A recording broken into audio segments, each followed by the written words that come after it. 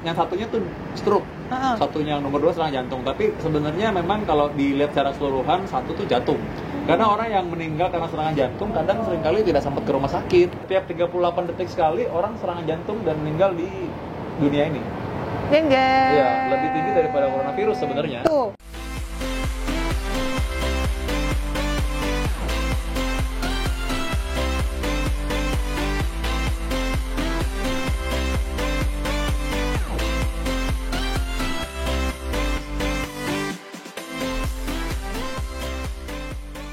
Oh ini paling sering nih. Kalau ini pasienku Dr. Risa. Jadi tusukan jarum atasi stroke. Jadi gini.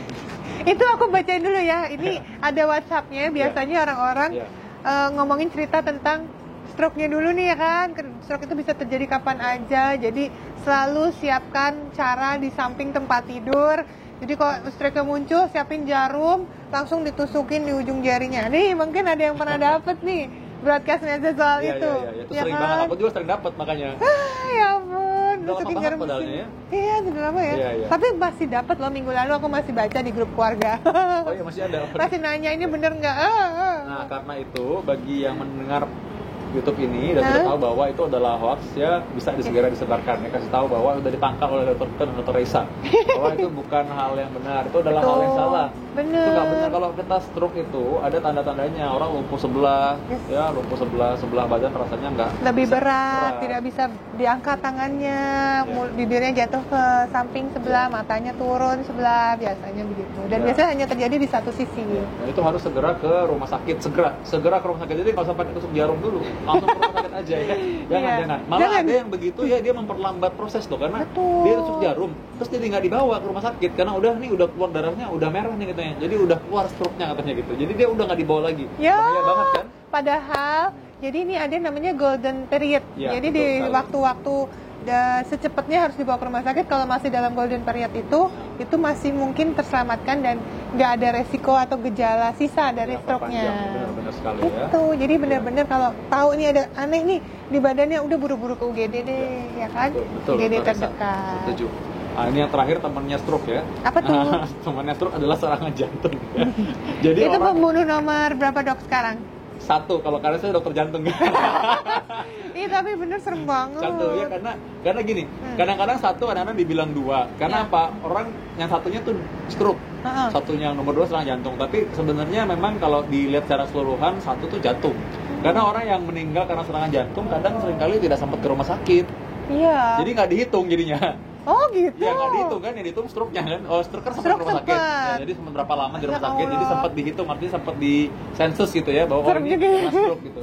Yang lain yang di luar kan banyak yang nggak tahu. Kalau misalnya tidur serangan jantung saat tidur biasanya langsung dimakamkan gitu ya. Ya, jadi orang anggap udahlah mungkin karena usia, mungkin karena kecapean, mungkin karena GERD itu yang kayak kemarin dia mungkin karena GERD dibilang itu kan sebenarnya kan itu hal yang kita nggak tahu aja. Jadi akhirnya orang serangan jantung seringkali nggak dihitung sebagai serangan jantung. Makanya dibilang nomor 2 setelah stroke. Padahal bisa jadi nomor 1. Iya, yang nomor 1 itu stroke itu adalah menyebab kecacatan. Iya sih, benar. Karena meninggalkan gejala sisa ya. Iya. Dan ini yang stroke stroke dan serangan jantung ini itu punya faktor risiko yang sama sebenarnya. Apa Orang aja? Merokok tuh. Iya. Ingat tuh buat yang masih merokok, bukan cuma merugikan diri sendiri tapi juga lingkungannya, keluarganya terutama. Iya, orang yang semuanya kena juga. Kena resiko jadinya. Kalau aku sih pribadi ya, aku nggak pernah melarang orang merokok. Tapi apa? Nah, karena aku bilang ya udah itu hak Anda merokok, ya. Tapi jangan juga mengganggu orang lain yang punya hak untuk menghirup udara bebas. Jadi sama aja dong melarang orang merokok juga. Kalau orang itu banyak tetap ngirup. Kecuali dia ngerokok di pojok ujung taman gitu ya. Iya, kalau di Jepang itu dalam satu tempat tersendiri kan. Iya, ada kacanya gitu ya. Jadi di dalam itu aku pernah lihat kan, ini kok kayak box telepon umum, tapi di dalam ada 2-3 orang, terus asap semua isinya dalam. Aduh, serem banget. Mereka merokok di dalam nggak boleh keluar. Tapi dok, bukan cuma itu, begitu mereka keluar kan nempel semua ya di sini ya. Terus ketemu orang salaman, ketemu anak dipeluk, dicium, ketularan juga. Kita mesti tahu bahwa itu berdampak bukan diri sendiri, ke orang lain juga. Iya, dan perlu diingatkan lagi kalau orang-orang yang punya pabrik rokok nggak ngerokok loh. Oh gitu ya. Aduh, coba siapa tuh punya pabrik rokok? Iya, tuh ada loh video-video interviewnya. Ditanyain bapak ngerokok nggak? Enggak. Iya oke. Terus buat apa kita memperkaya mereka ya buat kan? nambah duit ke orang yang punya pabrik rokok itu. Terus kitanya makin miskin karena ngerokok gitu, makanya jangan. Udah gitu ya punya penyakit lagi ya. Orang yang merokok itu biasanya akhirnya punya PPOK. Apa tuh dok? Mungkin mereka belum tahu paru, tuh. Obstruksi kronik. Iya, jadi ya orang itu. yang punya penyakit paru. Jadi akhirnya mereka ini kadang-kadang gini, udah serangan jantung. Lalu mereka habis pasang ring, saya udah pasang ring kan, setelah itu mereka datang lagi, dok kok sesek terus, ternyata paru-parunya udah rusak. Oh no. Ya, jadi memang merokok itu banyak hal buruknya yang kita nggak mau terjadi. Nah, seringkali orang lebih takut kayak sekarang nih, orang takut banget coronavirus kan. Padahal merokok juga itu menyebabkan banyak penyakit yang bisa menyebabkan kematian dan bisa menyebabkan orang sakit terus-terusan. Jadi, faktor resiko fatalitasnya, kematiannya lebih tinggi dibandingkan coronavirus. Iya, coronavirus cuma berapa persen? 2% ya, 2-3% ya. Kemarin itu. Tapi kalau orang yang punya serangan jantung aja itu di luar rumah sakit begitu serangan jantung 25%. Semakin bertambah waktu dia nggak ditolong semakin tinggi lagi sampai 70-an% kemungkinan dia meninggal. Oh my god. Jadi tinggi sekali.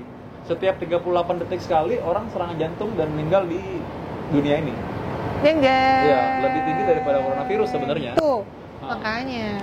Oke. Udahlah. Nah ya, pokoknya karena itu kita udah tahu bahwa itu bukan hal yang harus diteruskannya kebiasaan yang buruk sebenarnya. Tapi kadang-kadang ada orang yang bilang, tapi kakek saya zaman dulu ngerokok umurnya 100 tahun gitu kan. Iya, itu kan kakeknya, lain sama dia ya, beda lagi. Karena setiap kita kan punya reseptor. Kayak Dokter Risa nih misalnya senang makanan, misalnya contoh nih Dokter Risa senang makanan manis-manis ya. Kalau saya mungkin senangnya pedas kan beda. Jadi kalau saya makan pedas, mungkin makan 5 cabai nggak apa-apa, Dokter Resa mungkin 2 juga udah kepedesan. Iya benar-benar bisa jadi. Itu adalah karena respon dari tubuh kita beda-beda. Yes. Dan jadi mungkin dulu cuacanya beda ya, polusinya nggak setingkat sekarang, jadi bisa ada kompensasinya. Nah, zaman sekarang polusi sudah tinggi ditambahin polusi diri sendiri pakai rokok ya. Iya. Aduh. Jadi pokoknya kalau saya sih sekali lagi ya udahlah itu hak Anda, tapi jangan ganggu orang lain juga yang tidak mau merokok ya. Nah, tadi kembali lagi ngomong soal serangan jantung ya. Serangan jantung itu ada yang bilang kalau serangan jantung harus batuk-batuk dulu. Nah, itu kata apalagi sendiri. Maksudnya? Jadi gini, kalau orang lagi serangan jantung harus batuk biar selamat dari serangan jantung. Padahal sebenarnya kita harus segera ke rumah sakit sama kayak stroke. Tadi makanya saya bilang ini pembahasannya karena udah banyak bahas stroke, jadi sekalian serangan jantung. Intinya kalau orang sakit dada sampai rasa keringet dingin, sampai rasa pegel nih tangan kirinya, sampai sesak napas, itu udah curiga serangan jantung atau dia khawatir ke rumah sakit. Itu cara yang paling benar. Ke UGD pokoknya. Langsung di EKG, rekam jantung dan segera diagnosis apakah ini benar serangan jantung apa bukan. Nggak usah dipikir-pikir, kalau jangan-jangan GERD nih. Kalau GERD di rumah aja ya udah. Nggak usah. Cek dulu aja ya. Biar dokternya yang menilai. Jangan menilai diri sendiri ya. Iya, karena kadang-kadang suka nggak ini sih, nggak kekejar waktunya benar. Nggak kekejar waktunya, jadi akhirnya kita nggak tahu. Nah itu dia tadi Dokter Risa, hoax yang sering beredar di masyarakat. Wah, kita udah bahas sebagian. Kita masih punya banyak hoax lagi. Coba kalau misalkan Anda ingin membahas hoax apa lagi, tolong tulis di komen. Betul. Nanti kita minta Dokter Risa lagi, kita bahas bareng-bareng. Kita ketemu lagi ya, ngobrol lagi ya. Terus sampai ketemu. Apa nih? Lupa. Apa? Juga Dokter Risa punya YouTube juga. Iya. Diingetin lagi ya. Di sini nih. Ya. Nanti mau ngobrol-ngobrol juga sama Dokter Vito, ditonton ya. Oke, sampai ketemu sama Dokter Vito. Singkat Anda subscribe dan juga Anda sebarkan ke orang-orang yang Anda kenal. Dah. Dapatkan informasi medis langsung dari Dokter Vito dengan subscribe channel YouTube ini. Anda juga bisa membagikan semua informasi berharga di sini dengan cara share ke teman-teman atau kenalan Anda.